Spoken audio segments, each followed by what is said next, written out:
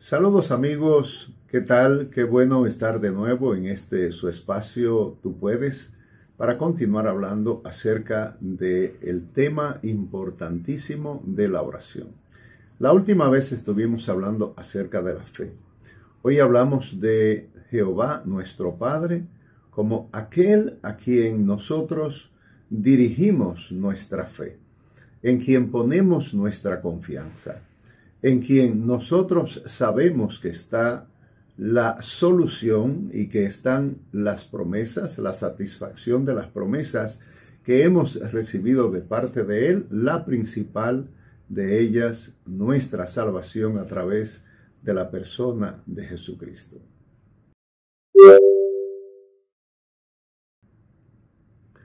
Cuando los discípulos hablaron con Jesús acerca de la oración, estaban muy tocados con la oración que veían en los discípulos de Juan, pero especialmente la experiencia de ver a Jesús orando. Sabemos que hay muchas formas de orar. Hay una forma de orar muy tibia, una oración muy poco sonora, muy poco, dinámica, o por otra parte una oración muy fría, en donde si apenas nosotros podemos decir algunas palabras, fluir en nuestra conversación con Dios, y nos quedamos muchas veces ahí como en silencio, tras lo cual puede venir con mucha frecuencia el sueño o simplemente la interrupción del tema, la falta de continuidad del tema. Ya sabemos que no es tan fácil, y los que oramos sabemos, hacer una oración de cierta longitud, de cierto tamaño. Muchas veces iniciamos un tema de oración y en los próximos 15, 20 segundos ya estamos hablando de otra cosa o nos hemos ido a otros pensamientos. Lo que quisiera tratar hoy es la realidad de que cuando hablamos con nuestro Dios, estamos hablando, en las palabras de Jesús, con nuestro papá. Y la palabra padre que Jesús refiere es una palabra que viene del arameo. Ya hemos hablado de esto, pero quiero hablar de la conformación de las letras hebreas para esta palabra. Las letras son la Aleph, que la podemos ver ahí en la pantalla, pero también está la letra Bet, que se repite 2 veces en esta palabra, igual que la palabra Aleph. La palabra Aleph es una especie de consonante, no tiene un sonido en sí misma, asume el sonido que se le aporta a través de la misma costumbre o también por símbolos que se han establecido para darle a los que no conocen, los que no son parte natural del idioma, darles el entendimiento de cómo pronunciar esta palabra.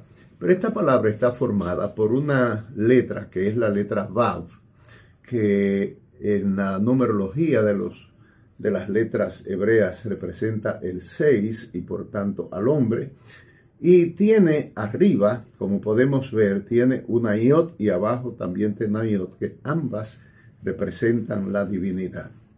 Entonces aquí tenemos una unidad entre la divinidad y la humanidad, y qué bueno, arriba y abajo, dándonos la lectura de una cobertura total de parte de la divinidad sobre nosotros.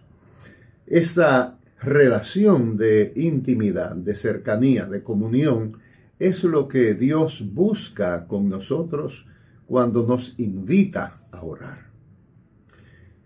Esa invitación de Dios para orar, para hablar con nosotros, es lo que el apóstol Pablo nos dice cuando presenta a Dios como extendiendo sus manos hacia nosotros. Ha tenido sus manos extendidas hacia nosotros todo el día. Esta figura de un Dios que se acerca a nosotros es natural y tiene que ser comprendida por cuanto nosotros de manera inicial no podemos dar ese paso hacia Dios, sino que es Él que viene hacia nosotros, se manifiesta, se revela a nosotros, da comprensión de su existencia, como dice la carta a los Romanos en el capítulo 1, primero a través de las cosas hechas. Dios espera que pueda ser comprendido, pueda ser de alguna manera entendido a través de la magnificencia de su creación. ¿Cómo interpretamos esto? Bueno, lo interpretamos de esta forma. Cuando usted ve una obra, cuando usted ve una casa construida, usted opina en términos de cómo calificar al arquitecto, cómo calificar al ingeniero frente a la obra que tiene delante. Usted sabe muy bien que a veces vemos algunas construcciones que sale la expresión y la persona que hizo eso no tenía idea de arquitectura, no tenía idea de verdad de la belleza, no había creatividad. Pero hay obras que llaman la atención, que se queda uno extasiado frente a la magnificencia, la grandeza, la expresión de sabiduría y de gracia en esa arquitectura, en esa obra de ingeniería. La obra de ingeniería del universo es extraordinaria, que al día de hoy, cada vez que los científicos penetran más en las profundidades del universo, cada día es mayor la sorpresa, más grande el desconocimiento, más grande la turbación de los hombres de ciencia, porque cada vez se ven frente a lo inescrutable, a esas profundidades tan grandes que se les presentan nuevos desafíos. Esa es la carta de presentación del Dios nuestro, que luego se revela a través de los profetas. Nos habla, nos anuncia cosas que se cumplen, nos presenta promesas que se cumplen. Y entonces hemos de ir entendiendo que los profetas no están hablando por boca propia, no están hablando de motus propios, sino que nos están comunicando mensajes de nuestro Dios. A ese Dios viene a revelar Jesucristo. La Biblia dice que Jesús es la imagen del Dios invisible. Los que dicen que no han visto a Dios, Jesús les responde como les respondió a Felipe cuando le dijo, muéstranos al Padre. Y Jesús le dijo, tanto tiempo he estado contigo y no me reconoces. En otras palabras, nosotros tenemos la revelación de nuestro Padre en la persona de Jesucristo. Cuando miramos al Antiguo Testamento, generalmente pensamos en un Dios gruñón, un Dios hosco, un Dios muy fuerte, y hay quienes hablan de un Dios sanguinario. Dios viene a revelarse en la persona de Jesucristo para hablarnos de su verdadera naturaleza, para hablarnos de su verdadera identidad. Jesús nos habla de ese Dios que cuando Él vino, Jesús, al mundo, se manifiesta desde el cielo diciendo, este es mi Hijo amado en quien me complazco, dándole seguimiento a ese Hijo, y nos dice también a nosotros que ese mismo cuidado tiene de nosotros. Ese amor infinito lo tiene por nosotros. Y Jesús nos habla de acercarnos a Él, de acercarnos a ese Abba, que ya dijimos el significado de miles de palabras que se pueden decir y que se han escrito grandes volúmenes alrededor solo del significado de la palabra Aleph, de la A de Abba, pero le sigue una B, que que tiene esa forma, ¿verdad? Como lo vemos ahí arriba también, y que tiene la imagen de una cuevita, de una casa. Y entonces esa casa habla de hábitat, habla de lugar donde vivir, lugar donde estar. Y entonces esa unión de el Dios nuestro con esa casa, ese espacio nos habla de un lugar de permanencia, como Jesús dijo en Juan 14, en la casa de mi Padre hay muchas moradas, pero nuestra gran y primer morada es Jesucristo.